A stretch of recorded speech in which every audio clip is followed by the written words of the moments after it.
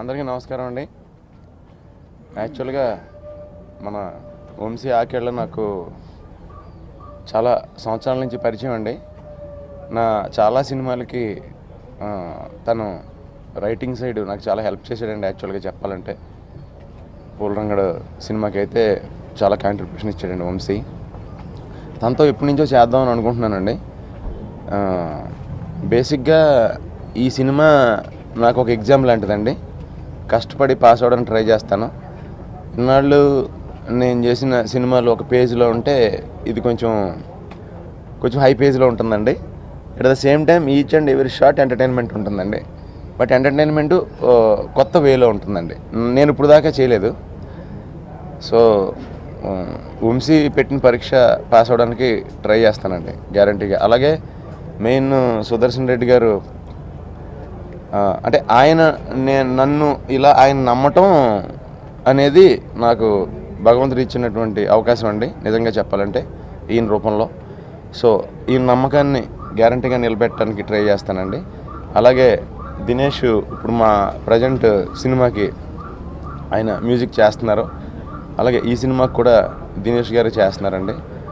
So వీళ్ళందరూ నాకు ఇచ్చిన దీన్ని మెటీరియల్ని నేను మీ అందరికీ చాలా బాగా అందజేయడానికి ట్రై చేస్తానండి. మొదటి సినిమా రక్ష.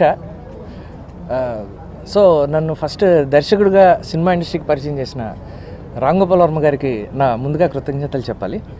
తర్వాత సునీల్ గారు ఎప్పటి నుంచో నాలో ఉన్న దీన్ని గుర్తించి డెఫినెట్గా మనం కలిసి చేద్దామని ఆయన నాకు మాట ఇచ్చి మేమిద్దరం కోఆర్డినేట్ అయ్యి ఈ కాన్సెప్ట్ని సెటప్ చేసుకుని దీన్ని నేను చెప్పిన వెంటనే ఆయన యాక్సెప్ట్ చేశారు. నాకు చాలా కాలం గ్యాప్ తర్వాత ఈ అవకాశం సునీల్ గారు ఇచ్చారు. First of all thank you so much sir. అలాగే నాతో కోఆర్డినేట్ అయ్యి ఈ సినిమా చేయడానికి ముందుకొచ్చి ఆల్రెడీ ఒక ప్రేమ కథా చిత్రం లాంటి ఒక సక్సెస్ఫుల్ సూపర్ హిట్ సినిమా తర్వాత ఈ సినిమా ఈ బ్యానర్లో ఆర్పిఐ క్రియేషన్స్లో చేయటానికి ముందుకొచ్చిన సుదర్శన్ రెడ్డి గారికి కూడా నా కృతజ్ఞతలు అండి. ఇది బేసిక్గా యాక్షన్ ఎంటర్టైనర్. అంటే కాన్సెప్ట్ అందరికీ రీచ్ అయ్యేటట్టు ఉంటూ సునీల్ గారిని ఇంకొక లెవెల్కి తీసుకెళ్లే సినిమా అవుతుంది. యాక్షన్ యాంగిల్లో కానీ ఎంటర్టైన్మెంట్ యాంగిల్లో కానీ ఒక కంప్లీట్ హీరోగా నిలబడుతుంది అనేటువంటి ఒక స్టాండ్ ఇందులో నేను తీసుకోవడం జరిగింది. ఇది సార్ డెఫినెట్గా ఈ సినిమా కోసం సునీల్ గారు కానీ లేదా సుదర్శన్ రెడ్డి గారు కానీ నాకు ఈ అవకాశాన్ని ఇచ్చినందుకు వాళ్ళు ఇచ్చిన అవకాశాన్ని 100% ఉపయోగించుకొని నేను దీనికి సరైన న్యాయం చేస్తానని నేను అనుకుంటున్నాను. కథ చిత్రం ఈ జూన్ 7th వస్తే 2 సంవత్సరాలు పూర్తిగా వస్తుంది.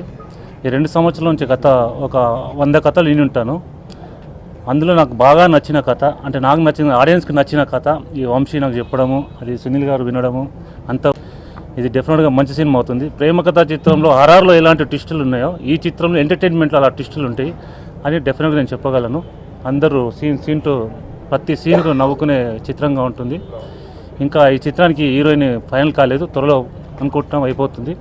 అలాగే ఈ చిత్రంలో విలన్గా జిల్ ఫేమ్